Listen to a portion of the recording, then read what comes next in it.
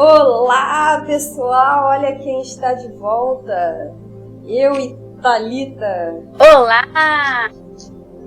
Estamos de volta para dar continuidade aí ao nosso estudo. Agora nós vamos para o capítulo 5.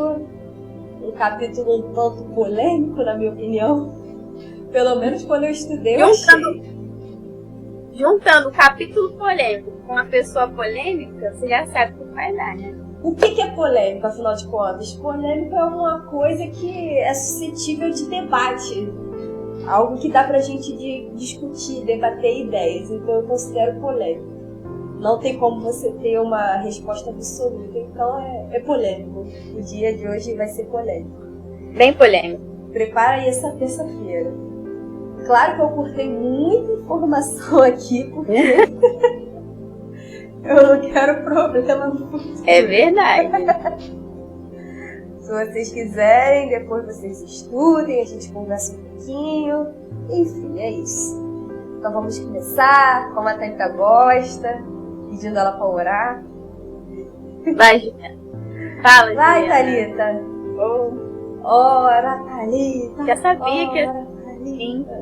Essa voz bonita. A Juliana, ela ama, viu? Essa voz bonita. Pô, bonita. De oradora. Pô, chata. Essa voz de menina da oração. Então vamos lá. Vamos lá. Amém. Jesus, muito obrigada pela tua palavra. Jesus, muito obrigada pela tua presença. Muito obrigada porque o Senhor nos ama profundamente. Jesus, eu oro para que o Senhor possa abrir o nosso entendimento, que a gente possa compreender a tua palavra mais profundamente e que isso venha gerar fruto dentro da gente. Eu oro por cada um que está ouvindo essa aula, que essa palavra venha ensinar a cada um de nós mais sobre quem o Senhor é. Jesus, que o Senhor seja o centro e a motivação de todas as aulas que temos feito aqui, de toda a nossa vida também. Jesus, nós te entregamos esse estudo, nós te pedimos que o Senhor conduza cada minuto, cada segundo. No teu nome, Jesus, nós oramos. Amém. Olha na hora bonita. Quando eu oro, sai bonita assim. Até parece. Então, não sei como é que eu começo, eu não sei se vocês preferem que eu leia e vá comentando, não sei. A última vez eu fiz dessa forma, porque eu sei que cada um de nós aqui tem um jeito especial aí de apresentar o estudo. Eu ainda não decidi qual é o meu jeito especial. Então, acho que eu vou, pra gente não ter uma hora de estudo. Hã? Fala. Os meninos, por exemplo, eles pegam um versículo e vão lá pra Gênesis, Apocalipse e falam todos os temas possíveis. Eles são eruditos, né? São rapazes estudiosos, assim, outro nível, fazer o né? quê? Um dia, quando a gente crescer, a gente vai ser igual a eles. Quando eu crescer, eu vou ser assim. Caraca, eu não sei. Então, vamos lá, vamos começar começando. Vai lendo, pô. Tipo assim, os que tu vai achar mais importantes, assim, não sei. Tipo. Tu vai lendo e a gente vai comentando. Então tá, vamos lá. Tipo. Sabe? Gente, depois vocês comentem aqui como vocês preferem. Por favor, isso ajuda. Então, o comecinho do capítulo, ele vai falar que Jesus desce para Jerusalém para uma festa. Só que ele não revela qual é a festa. Mas os judeus tinham o costume de descer pela lei mosaica pelo menos 3 vezes para Jerusalém. E eles tinham que ir pelo menos em uma das 3 principais festas dos judeus. Uma delas era da Páscoa, a Páscoa que na última aula eu falei. A outra era, deixa eu colar aqui, Pentecostes. Pentecostes, falei certo? Isso. Pentecostes, né? Pentecoste. Vai virar figurinha no grupo, já sei. E a festa dos tabernáculos. E a festa dos tabernáculos. Muito provavelmente, pelos estudos e pelo que os estudiosos, os arqueólogos, as pessoas que anotaram o tempo dessa época, provavelmente, a Bíblia não revela, mas provavelmente era a festa de Pentecostes. Falei certo agora, né? Tô igual o Matheus, tetrarca. Tetraca. Tetraca. Quase falando em mistério. Ah, já é igual vi. o Felipe, na verdade. O Felipe é... Felipe! Um abraço, meu amigo. Ai, cara, eu tô brincando porque eu sei que daqui a pouco vai ter figurinha minha, vai ter opções de coisa minha. Nada mais justo porque eu faço de todo mundo. Mas é isso. E deixa eu ver o que mais importante assim pra gente dar a introdução. Eu vou ler aqui o versículo 2. Há em Jerusalém, perto da Porta das Ovelhas, um tanque que em aramaico era chamado Betesda, tendo 5 entradas em sua volta. E ali costumava ficar grande número de pessoas doentes e inválidas. Esse tanque, ele ficava perto da Porta das Ovelhas. E o que era a Porta das Ovelhas? Deixa eu tentar explicar. Era uma passagem que as ovelhas passavam para que elas pudessem ser limpas, para que elas fossem encaminhadas para o sacerdote, para que elas fossem sacrificadas. Então existia a Porta das Ovelhas, e ali era uma espécie de mercado de ovelhas. Mal comparando assim, é uma espécie... Tem estudiosos que já chamam de mercado de ovelhas, mas o lugar mesmo era para que as ovelhas passassem por ali, para que elas fossem limpas, para que elas fossem direcionadas para o sacerdote, para que elas fossem sacrificadas. E perto desse lugar tinha o tanque de Betesda. Esse tanque, essa palavra Betesda, significa casa de misericórdia. Tem uma coisa muito importante por trás dessa questão de tanque de casa de misericórdia, mas eu não vou falar. Se vocês se interessarem, mais pra frente a gente conversa sobre isso. Porque isso sim é uma coisa polêmica. Se vocês gostarem muito do estudo, depois a gente conversa mais um pouquinho. Grande. Eu peço até pro Samuel falar isso, porque o Samuel ele é mais desenrolado para entrar nesses assuntos delicados. E as pessoas que eram enfermas, que eram doentes, elas iam para esse tanque. Algumas eram até abandonadas, né, pela família. Pessoas doentes eram abandonadas pela família, para que nesse lugar eles pudessem... como eu posso dizer? Esse tanque, ele tinha uma crença que um anjo ia lá, sacudia a água desse tanque, e a primeira pessoa que caísse lá, ela era curada da sua doença, seja qual doença fosse. Só que aí, por que eu digo que é crença? Porque nos manuscritos antigos, os manuscritos que foram encontrados da Bíblia, a maioria deles não tem essa informação do anjo, que essa informação do anjo indo lá tocando a água e a pessoa sendo curada. Não tem essa informação. Isso aí foi uma informação que foi... Estou falando de coisas que... eu vou deixar bem claro que isso daí são os arqueólogos que afirmam isso. Porque eu tô querendo lavar minhas mãos dessa responsabilidade.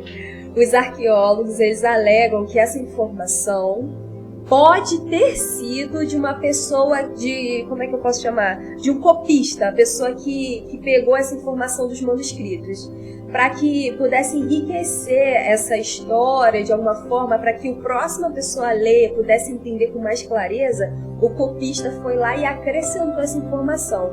Como não existe uma certeza sobre isso, entre tirar alguma coisa da Bíblia e entre colocar isso, eles optaram por colocar porque não agride, não afeta e não atinge o estudo em si, assim, a interpretação, né? Isso, não afeta a interpretação. Então, com medo também, por temor de te retirar uma informação da Bíblia, eles colocaram essa informação.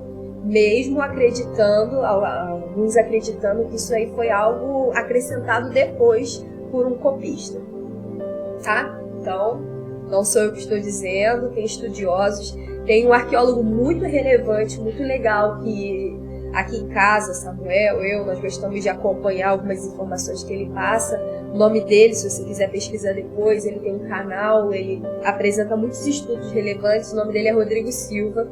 Se você quiser pesquisar, ele revela muita coisa interessante assim, que acrescenta muito nos estudos da gente. Então, isso é até uma informação que eu peguei através dele, essa informação do anjo, do copista. Do copista. Do copista. Eu não conhecia essa palavra, copista. Oi? Vale lembrar que dentro da Bíblia, dentro da nossa Bíblia, tá ouvindo? Tô. Tá baixo. Não, tá bom. Tá? Tá.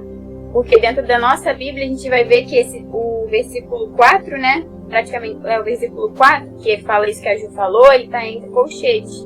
Versículo 4. Nem sei se é colchetes, eu acho que é. É, isso. Tem Bíblia, a isso. minha não... Pra indicar que de fato... Isso. A maioria... Tem muita Bíblia que tá... Não sei se é a que você tá acompanhando o estudo, tá entre colchetes. A minha, aqui em casa, ela não está. Mas eu sei que tem muita Bíblia que essa informação fica colchete exatamente por causa disso. É o que a Thalita tá até reforçando. Vamos lá. E esse tanque eu não sei, eu vou ver se... diretor, põe uma foto desse tanque aí, por favor. Esse tanque era como se fossem duas piscinas conjugadas. Eram 2 piscinas, o que seriam pra gente 2 piscinas de clubes muito grandes. Seria mais ou menos isso. Só que as piscinas eram muito grandes mesmo, eram bem grandes. Deixa eu ver que eu anotei. Eram 5.000 metros quadrados de piscina, né? Esse tanque era bem grande. Aí você imagina esse tanque, essa piscina, cheia de gente doente. Nossa! E eu fico pensando, agora um comentário muito pessoal da minha imaginação. Ih, Thalita, caiu a sua imagem. Voltou. Não, é porque eu botei no Wi-Fi, porque acho que tá travando um pouco.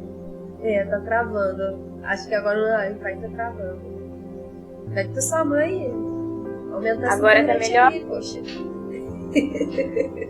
A culpa é da Claro. Fala com o Samuel. Não é da Claro, não. Não é da Claro, não. Não vai denigrir aí o meu ganha-pão, não. Trabalho do esposo. Trabalho do meu esposo. Eu fico imaginando, tá falando que eu fico imaginando. Todo mundo sabe que eu tenho uma mente um pouquinho criativa, né? Eu fico imaginando essa situação, né? Dessa criança aí. Balançou a água. Como é que o cego sabe que balançou a água? Como é que o aleijado corre pra mergulhar?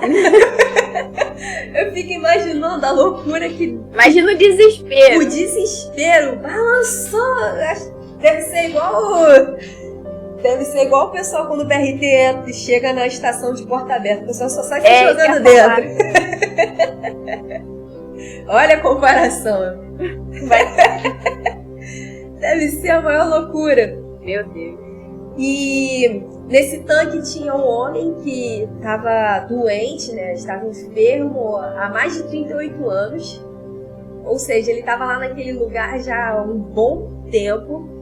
O que eu entendo também na escritura é que esse homem não nasceu doente. Eu acho que com o tempo ele adquiriu essa doença porque mais pra frente Jesus fala para esse homem que se ele voltasse a pecar, ele teria uma consequência pior, para que ele não pecasse, para que algo pior não acontecesse. Então, algumas coisas dessa passagem me dão a entender que ele não nasceu enfermo, paralítico. Me dá a entender que isso aí foi uma consequência de um pecado. Mas, Juliana, todo pecado, né? Todo pecado gera uma doença e tal. Não, você pode ficar simplesmente doente por estar doente, mas existem doenças que são consequências de pecado. E existem doenças também que o resultado do pecado é determinada doença. Enfim, não é uma regra, pecou, ficou doente. É só para ficar bem claro esse porque eu entrei nesse assunto, era melhor deixar isso bem claro. E Jesus entra nesse lugar, né? Entra no tanque de Betesda, e Jesus vai ao encontro desse homem. E quando Jesus vai ao encontro desse homem, ele pergunta para esse homem se ele queria ser curado. E, obviamente, assim, eu digo obviamente porque ele está ali num lugar onde só ficam pessoas doentes, e Jesus vai e faz essa pergunta, né? No meu entendimento, isso aí um ponto de vista pessoal, acho que Jesus está ali instigando esse homem, né? Sabe? Tá ali provocando esse homem para que ele tivesse fé. Enfim, Jesus está criando ali uma expectativa nele de cura, ao meu ponto de vista. E esse homem, ele, em vez de falar, não, eu quero, esse homem, ele começa a reclamar, não, porque eu não consigo chegar, porque todas as vezes que a água se agita, alguém chega primeiro do que eu, enfim, aí esse homem começa ali a trazer as lamentações dele diante de Jesus. Né? Começa a questionar, né? A questionar, poxa, acho que eu quero ser curado, né? Eu tô aqui esse tempo todo, não consigo entrar. Eu tô aqui há 37 horas e 59 minutos. 37 horas, não, 37 anos.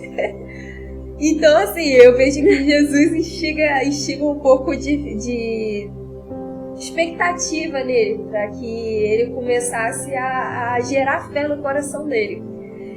E Jesus vai ao encontro desse homem e fala para ele, deixa eu ver aqui qual é o versículo para que você possa acompanhar junto comigo. Então Jesus lhe disse, no versículo 8, levante-se, pegue a sua maca e ande, pegue seu leito e ande. E imediatamente o homem ficou curado, pegou o seu leito e começou a andar. Então Jesus promove um milagre ali naquele lugar. E esse homem pega ali o seu leito e é curado, porém ele é curado num dia de sábado. E existe um problema sério aí no sábado, porque a lei mosaica também, ela proíbe que a pessoa faça qualquer tipo de trabalho no dia de sábado, qualquer tipo de, inclusive levar que um paralítico carregue o seu leito no dia de sábado. O que seria o leito? Seria uma manta, seria um pano, né? Uma coisa assim que essa pessoa de dia ficava sentada e de noite ela se enrolava. Então, esse homem provavelmente, quando ele andou, ele pegou o leito ali, amarrou e era muito extremo essa questão do sábado. Que os judeus viram esse homem e foram interrogar ele a respeito dele estar carregando esse leito. E o homem, tirando o pescoço dele, ele falou assim, não, eu não tô fazendo isso por mim mesmo, não. Foi o cara que me mandou. Me mandaram fazer isso, não tomei essa iniciativa, não. E o que eu acho mais chocante nesse grau dos judeus questionarem esse homem de estar carregando o leito dele, né, carregando a maca, enfim, como você quiser chamar, que esse homem só estava ali há 38 anos, ou seja, não era uma pessoa desconhecida, porque tá ali há 38 anos, é muito tempo essa pessoa ali, e ele era um paralítico, provavelmente ele não era uma pessoa que ficava transitando muito, estava ali, naquele lugar, 38 anos, esperando a oportunidade de ser curado. Esse homem aparece bem, curado, carregando seu leito.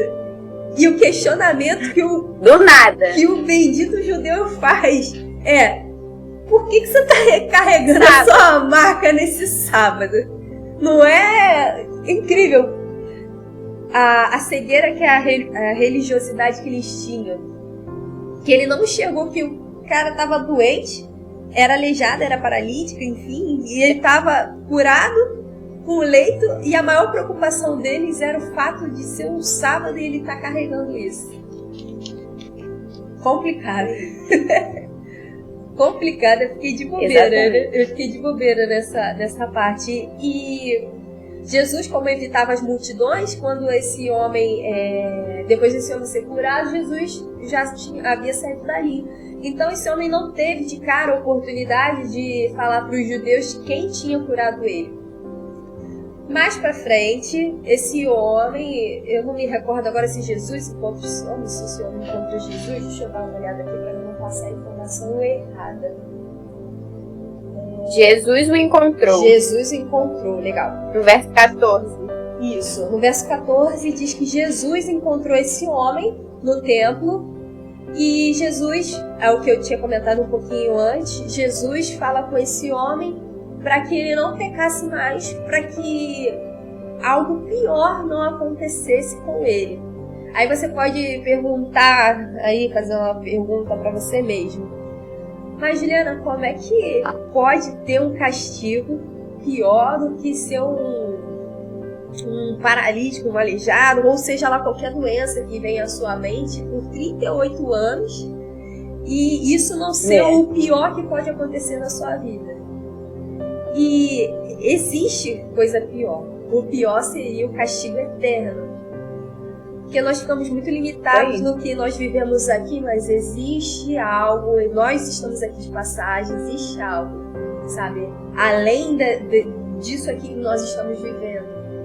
Existe um projeto, um plano perfeito de Deus para aqueles que são seus filhos e aqueles que reconhecem Jesus.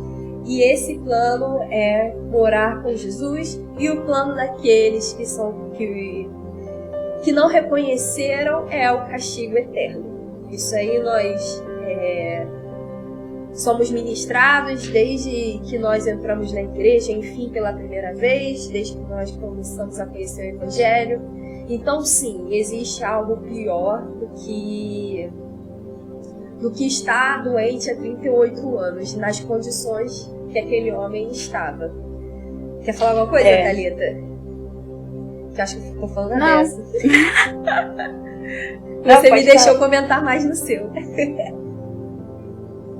Não, é porque você vai... Não, na verdade, também, porque a internet tá meio oscilando.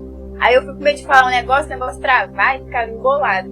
Não, mas é isso mesmo. Engraçado que Jesus vai falar pra ele assim, não peque mais. É a mesma coisa que Jesus vai falar pra mulher adúltera, né? Tipo assim, ó. Ele vai falar pra mulher adúltera, ó, não tem mais ninguém te acusando. Mas vai e não peque mais. Aí ele vai falar a mesma coisa pra esse cara, né? Pra esse homem. Então, assim, a gente entende que, igual você falou, existe coisa muito pior do que isso. Por mais que a gente ache que não é pior, no fundo é pior. Porque você vai passar a eternidade, né, longe de Deus, afastado de Deus. Então é brabo. E como eu falei, né, como eu enfatizei, Jesus fez essa cura num sábado. E o fato de trabalhar no sábado tinha alguma consequência, tinha algum castigo. E esse homem vai, e eu não sei se existia, se esse homem quis tirar o pescoço dele da reta, mas eu não consegui, não sei, talvez a Thalita possa me ajudar. Eu sei que esse homem vai lá e entrega a Jesus, entendeu? Eu não sei se... eu acho que foi meio de maldade. Tipo assim, soa meio maldoso. Tipo assim, eu não fiz isso por mim mesmo, me mandaram fazer. E quando ele viu que foi Jesus, né, que ele teve esse encontro no templo com Jesus, e ele identifica isso, ele... É muito rápido que ele vai revelar aqui pros judeus que foi Jesus. Aí eu não sei se ele foi obrigado a entregar, enfim, isso não ficou claro pra mim. Comentem aqui embaixo o que vocês acham. E esse homem... Pelo contexto... Ih, travou, viu? Oi, fala. Foi? Uhum. Não, pelo contexto dá a entender que foi de fato isso. Porque eles perguntam pra ele, ele fala assim, não sei, ó, não sei de nada. Ele que mandou eu vir. Aí daqui a pouco ele vai lá e fala pra eles, ó, foi Jesus. Então assim, na minha concepção também, pelo contexto, parece que foi meio pra entregar a Jesus, ó. Foi ele, resolve com ele. Tô indo. Mais ou menos isso, né? Tô bem.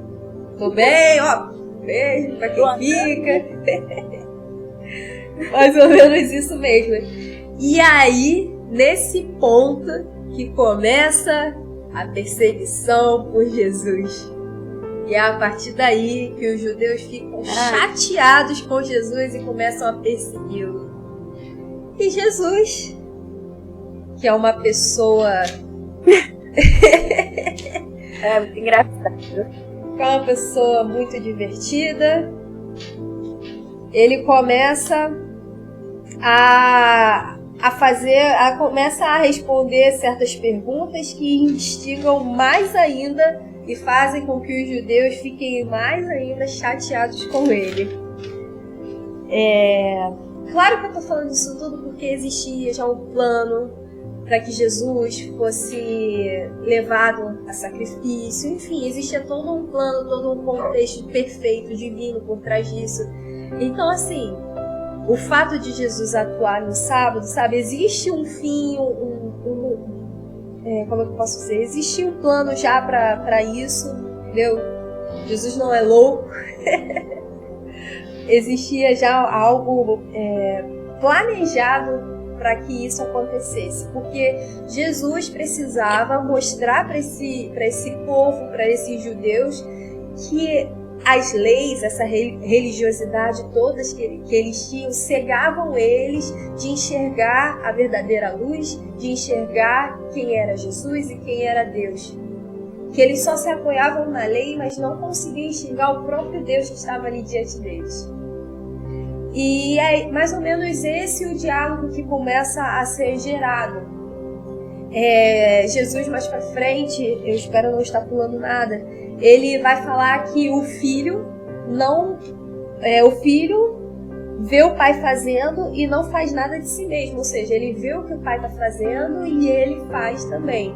E ele começa a ser questionado e ele começa a fazer comparações e como ele sendo Deus, e isso vai aborrecendo cada vez mais os judeus. Ele fala, por exemplo, meu pai continua trabalhando até hoje e eu também estou trabalhando. E esse tipo de comparação, esse tipo de revelação, dizendo ser filho de Deus, dizendo ser o próprio Deus, comparando o próprio Deus estar trabalhando com ele, estar trabalhando no sábado, isso tudo só ia enfurecendo cada vez mais os judeus. E eu quero fazer... porque ele tá dizendo... A gente tá com problema de delay. Tá com delay, mas fala.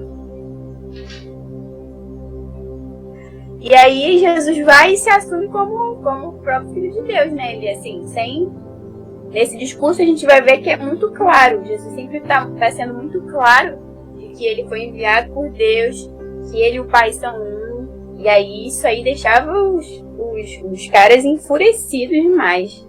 Porque assim, eu tava estudando isso, né? E aí, uma das explicações, né, que...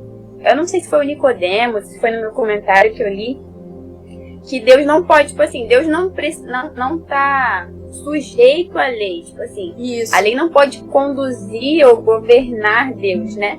Que Deus, ele é superior à lei. Então, isso não o impedia de curar, de se manifestar como Deus, de se revelar como Deus, que era o que Jesus era. E aí eles ficavam chateados.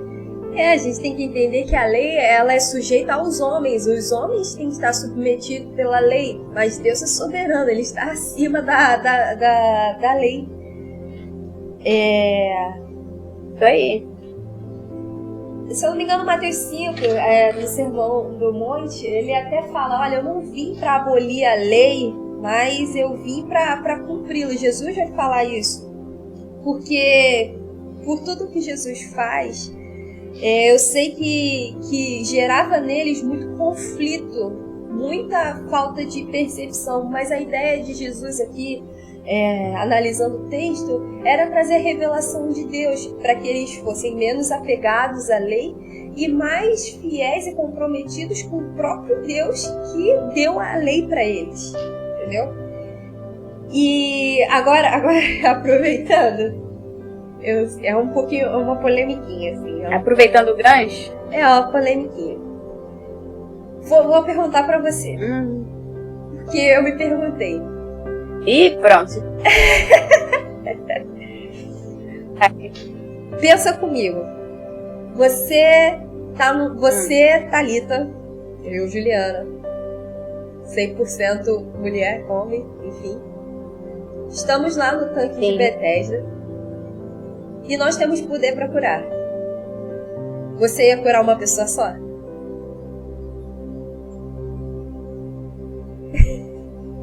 Eu acho que eu curaria muito mais pessoas.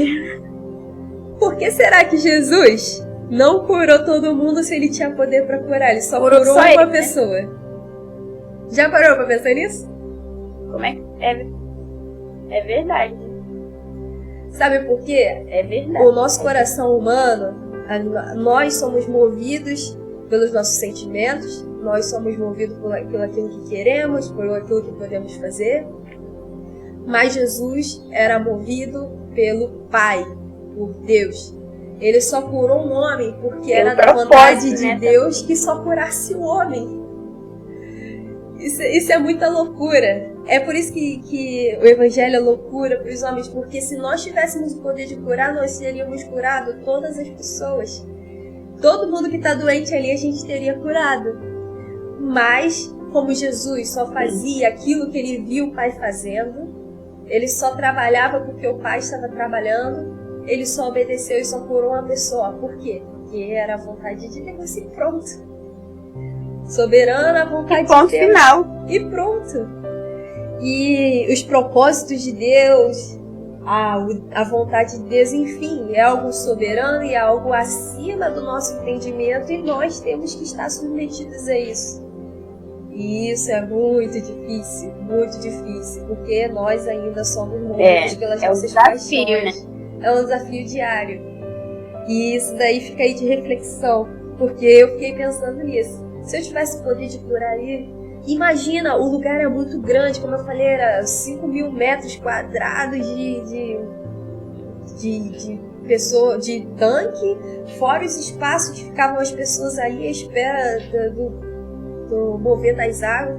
Era muita gente, 38 anos esse homem estava lá. Imagina quantos outros não tinham mais ou menos tempo naquele lugar. E é para se pensar, entendeu? Que ele vai especificamente nele. Existia em Deus a vontade, o desejo de levar cura àquele homem. Enfim. Exatamente. E deixa eu ver aqui. E Jesus começa nesse diálogo com os judeus, começa a trazer outras revelações. Ele se revela como o Filho amado de Deus, em que o Pai mostra tudo o que faz, no versículo 20.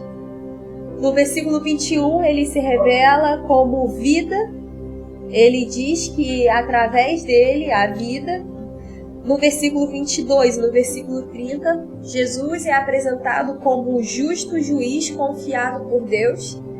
No versículo 23, ele se revela como honrar a ele é honrar a Deus. Ele se iguala em questão de honra. Ele diz que para honrar a Deus precisa honrar o Filho, ou seja, ele. E no versículo 24 ele diz que a vida isso eterna é muito importante. É através dele. Vai, Thalita. Tá.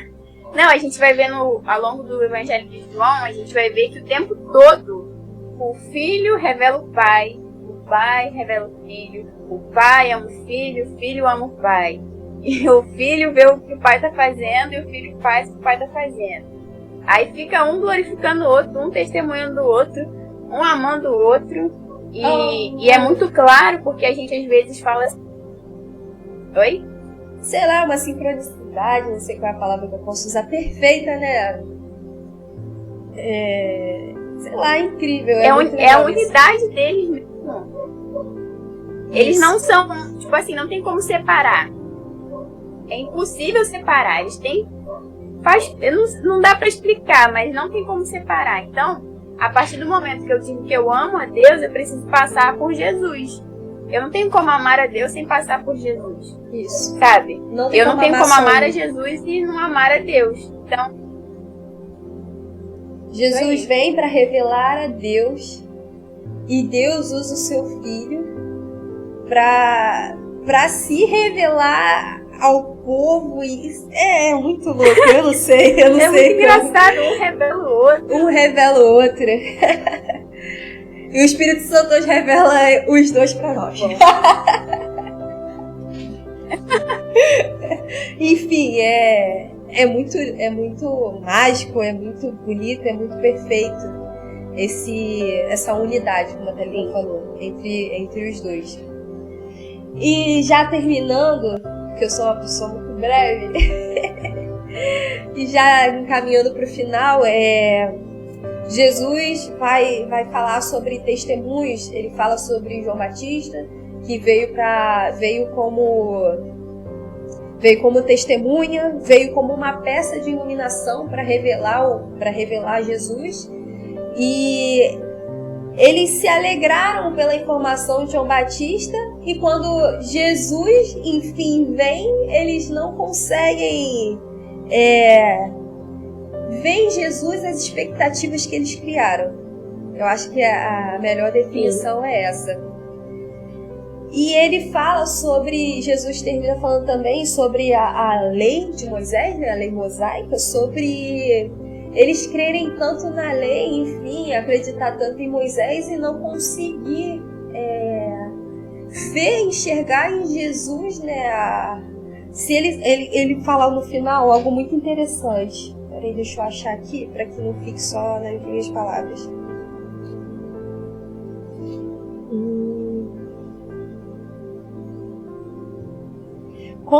Versículo 44. Como vocês podem crer se aceitam a glória um dos outros, mas não procuram a glória de quem vem do Deus único?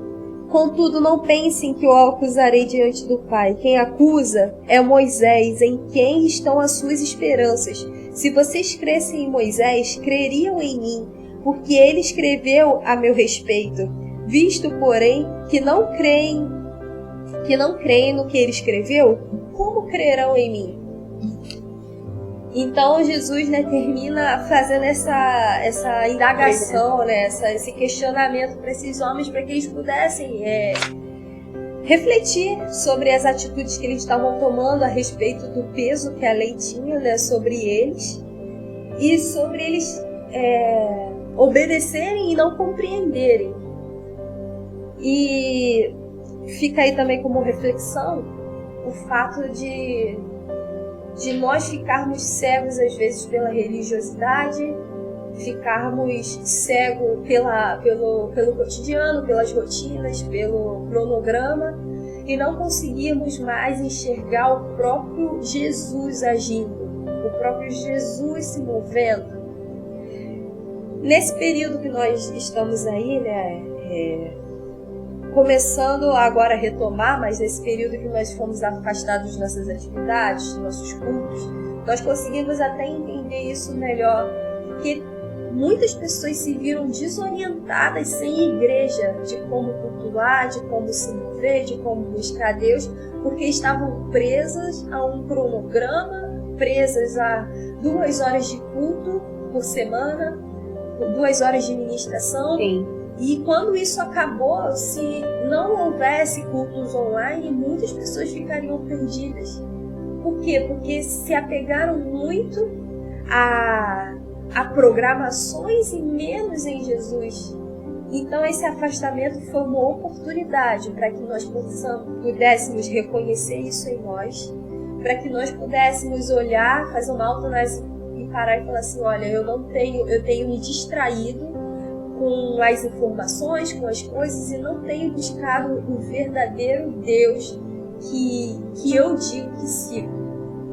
Entendeu? Porque 2 horas de culto não vão fazer um relacionamento com Jesus ser estreitado, não vão te trazer alimento suficiente, sabe? Porque são só 2 horas numa semana, um dia tem 24 horas. Então 2 horas em um dia na semana não é absolutamente nada. E nós, nesse período, muitos de nós, principalmente nos cultos que a igreja tem ministrado muito sobre isso, sobre nós buscarmos a Deus dentro da nossa casa, com a nossa família, buscarmos um relacionamento no nosso lugar de intimidade. Isso é muito importante, que nós possamos, agora que as coisas estão voltando ao normal, não voltarmos a sermos como fantoches que só fazem isso. Enfim, ficar nesse modo automático, robotizado de igreja a casa, canta, ouve a palavra, volta para casa. Não, que nós possamos prestar uma adoração sincera, justa, com o coração contrito, quebrantado, em espírito, em verdade, aonde quer que nós estivermos, seja dentro da sua casa, seja no minuto, no lugar onde você pode parar e buscar a Jesus. Thalita, quer falar alguma coisa? É isso aí. Só para complementar, é porque a gente às vezes, né, a gente depende muito da oração de uma pessoa, a gente só ora se a gente está na igreja, a gente só lê um pouquinho da Bíblia quando a gente está na igreja. Então, a nossa vida, nós somos sacerdotes, todos nós. Então, a gente precisa entender que a gente é independente nesse sentido. A gente não depende, eu não dependo da oração da Juliana, não dependo da adoração da Juliana. Isso é uma coisa minha, pessoal. E isso deve ser, a gente juntando isso durante os dias da semana, a gente quando se reúne, isso é manifestado em unidade, como igreja, né? Então a gente precisa saber diferenciar essas duas coisas. É muito importante, porque a gente não pode ficar dependendo do culto. Se a gente não tivesse mais culto, se a gente fosse uma igreja perseguida, igual os países lá fora, igual a Coreia do Norte, como é que seria?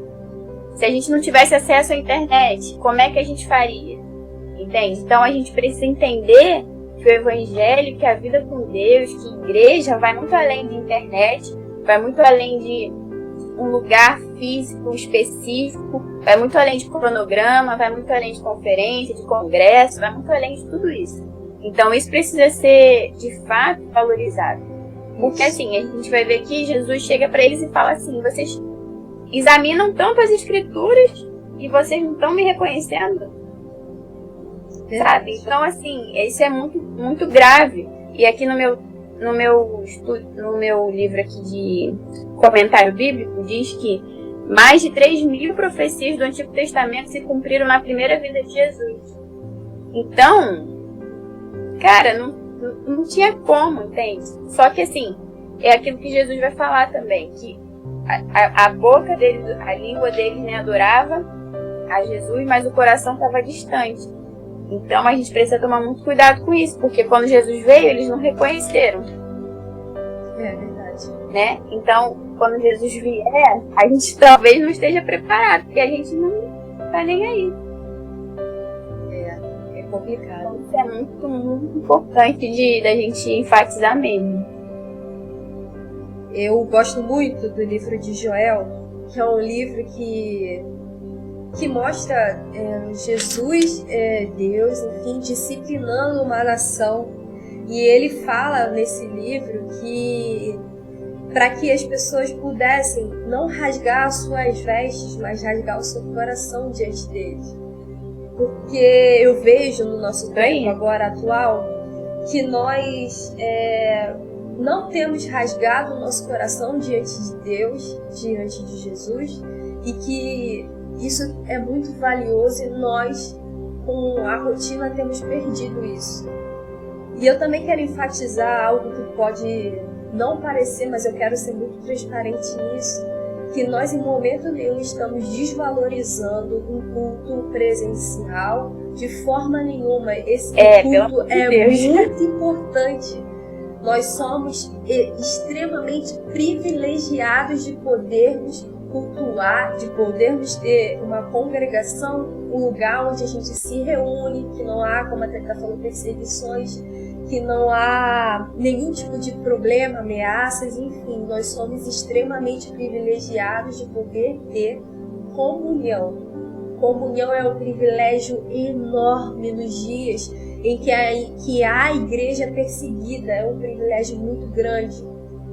Você ir na sua igreja, no nosso caso, ir lá na ceifa, podermos cultuar, adorar, ministrar louvor ao Senhor juntos, sentar, sabe, num ambiente confortável, escutar uma ministração, é valioso demais e que você sempre se sinta motivado a ir à igreja. Agora que estamos retomando os cultos, agora no próximo domingo, vai ter já a reabertura da igreja, já os nossos cultos voltarão ao normal e continuaremos também transmitindo online, que você se sinta privilegiado de poder estar lá cultuando, entendeu? E você que está, você que é uma pessoa que é da zona de risco, enfim, que você continue adorando da sua casa, porque isso tudo vai passar e nós vamos continuar cultuando juntos.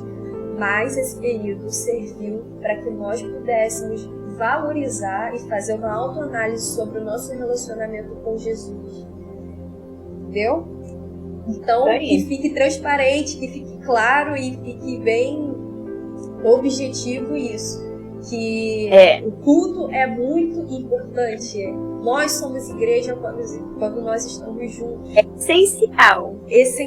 Essencial. Não use, não pegue um trecho do que eu falei, sabe, Pelo amor de Deus. Por favor. Entenderam? Então, duas coisas diferentes que no fim elas se complementam. Isso. Que é a sua vida pessoal com Jesus e sua vida em família com Jesus. Exatamente. Né? Então, eu não consigo entender assim, por exemplo, vou falar assim, parece um pouco radical, mas como que eu vou estar com Jesus se eu não pertenço ao seu corpo? Então, é extremamente necessário que você pertença ao corpo de Cristo, e o corpo de Cristo é a igreja. Isso mesmo. Um precisa do outro, enfim. Que você possa entender que se você tiver um relacionamento bacana com Jesus, sabe, progressivo, crescente, quando você for à igreja você vai ver que o culto vai ser diferente, vai ser melhor. Por quê? Porque você vai estar cheio, vai chegar lá e vai transbordar. Que você possa ter esse entendimento que você precisa de Jesus, assim como você precisa do ar para respirar, assim como você precisa do alimento para ter energia, você precisa de Jesus para isso também. Enfim, pessoal, a gente já está terminando o estudo. Espero que vocês tenham sido ministrados. Eu sei que o capítulo 5, qualquer pessoa que tem um pouquinho de tempo de igreja já ouviu uma ministração sobre esse capítulo, mas que eu espero que eu possa ter, nós, né, tenhamos trazido de alguma forma algo novo, algo a agregar ao seu entendimento, para que você possa tirar conclusões aí que possa fortalecer a sua fé em Jesus. E algo que eu tô até me lembrando aqui para findar o estudo mesmo, que esse enfermo, né, esse homem, ele não demonstrou muita gratidão a Jesus por essa cura. Aí você pode pensar, nossa, esse homem, ele tem 38 anos de uma doença, sabe, que impedia ele, que paralisava ele, que impediu ele de viver muita coisa. Afinal de contas, ele ficava ali o tempo todo naquele tanque, esperando o mover das águas. Então, olha quantos anos ele deixou de aproveitar. Ele provavelmente devia ter já uns 50 anos, talvez, enfim, não sei. Então, ele deixou boa parte da vida dele de ser aproveitada, estava ali em condições doentes, e Jesus vai lá e o cura e dá uma nova chance, uma nova oportunidade dele ser um homem, né, com o seu corpo perfeito, com a sua saúde perfeita, e esse homem não demonstra tanta gratidão. Isso pode chocar, mas nós hoje ainda, muitos de nós ainda nos comportamos dessa forma. Recebemos coisas valiosíssimas do Senhor e nós não demonstramos a gratidão que Ele merece. Na Bíblia tem muitos relatos de coisas assim. Que nós possamos ser gratos sempre, sempre a Jesus, a Deus, por tudo que nós temos, somos conquistamos ou ainda vamos conquistar, porque se não fosse através dele, nós não teríamos nada, não seríamos nada. A vida, tudo vem através de Jesus. Que nós possamos ser diferentes desse homem nesse ponto de vista. Nós sejamos gratos. Show? Isso aí. E é isso, eu vou terminar orando. Glória a Deus! A Juliana vai orar. Vou terminar orando. Porque ela só manda eu orar. Eu mandaria o Matheus ou o Samuel, mas é você que tá aqui. Cara de pau. Então, pessoal, se ficou alguma dúvida, se ficou algo que não ficou claro o objetivo, enfim, coloca aí nos comentários. Que nós vamos respondendo. Tem uma galera aí que fica de olho nos comentários, o Sabu e o Matheus vão estar de olho, até nós mesmos aqui a gente passa o olho nos comentários. Então, enfim, se tiver mais dúvidas, vocês coloquem aí que a gente vai respondendo, ou nós deixamos para responder no próximo estudo, se for algo que não seja suficiente a resposta aí nos comentários. Eu vou orar. Aí. Jesus, muito obrigado, Pai, por nos dar a oportunidade de conhecer a Tua Palavra, de entendê-la. Obrigado por nos dar ferramentas, Pai, para estudar e nos aperfeiçoar e te conhecer. Obrigada pelo Seu amor, Deus, que tem nos alcançado, nos alcançou, Pai. Obrigada pela Sua revelação, Senhor. Eu te peço que essa palavra, Deus, possa ter gerado no coração dos seus filhos entendimento, que possa ter gerado, Pai, questionamentos, Pai, sobre o relacionamento deles contigo. Que o Senhor venha, Pai, guardar essa palavra no coração de cada um deles, para que eles possam ser fortalecidos, Pai, para que eles possam ser, Pai, impedidos de pecar. Eu te agradeço, Pai, porque o Senhor tem usado nossas vidas, Pai, para poder transmitir um pouco, Pai, da Tua Palavra. Que o Senhor possa abençoar a Thalita, o Matheus, o Samuel, a minha vida, a vida, Deus, da nossa igreja, da nossa liderança, Pai, que tem nos apoiado. Obrigada por isso, Pai. Que nós possamos, Pai, encontrar sempre motivação em Ti, Pai, para poder prosseguir. Que os nossos amigos, Pai, que estão assistindo, Pai, cada pessoa, Deus, que tem acompanhado possa, Deus, estar sendo abençoada. Pai, eu quero orar também, Pai. Se tem alguém, independente do dia ou horário, que está assistindo esse momento, essa live, essa transmissão, que quer, Pai, te receber em seu coração, Pai, eu oro agora para que o Senhor, Pai, possa ministrar no seu coração a Tua verdade, a Tua revelação, que gera transformação, Pai. Se você que está assistindo agora se sente tocado pelo Espírito Santo, que você possa encontrar alívio e descanso no Senhor agora, em nome de Jesus. Que o Senhor venha te guardar, te abençoar, e que se você precisa de um amigo, que você possa encontrar através de nós, de cada um de nós que estamos aqui, que você possa ser incentivado a continuar.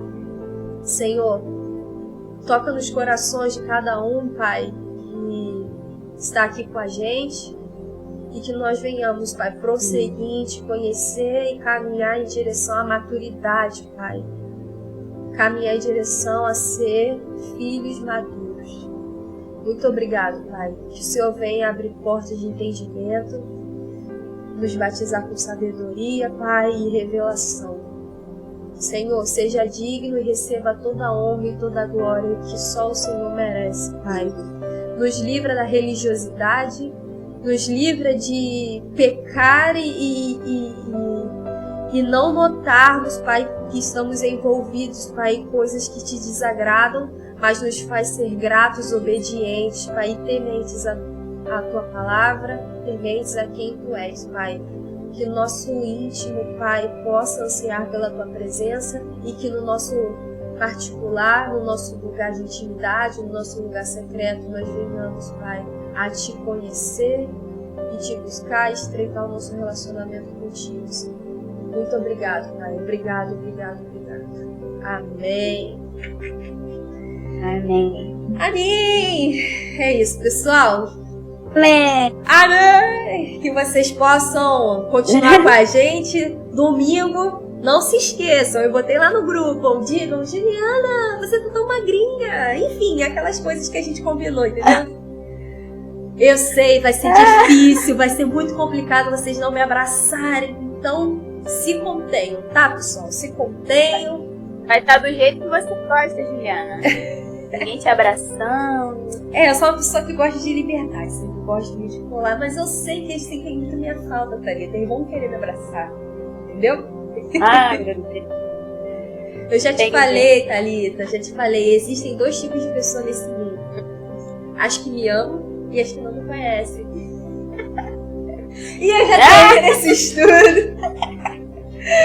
terminei esse estudo. Então tá bom. Que Deus te Depois dessa, eu vou embora. Depois dessa, vamos jantar, pessoal. Então tá, velho. Vamos lá. Beijo, Thalita. Semana que vem temos Samuel e Mateus, se não me engano, se tudo der certo, contudo, porém, mas alguém vai estar aqui na próxima terça-feira ministrando estudo para vocês. Fique tranquilo.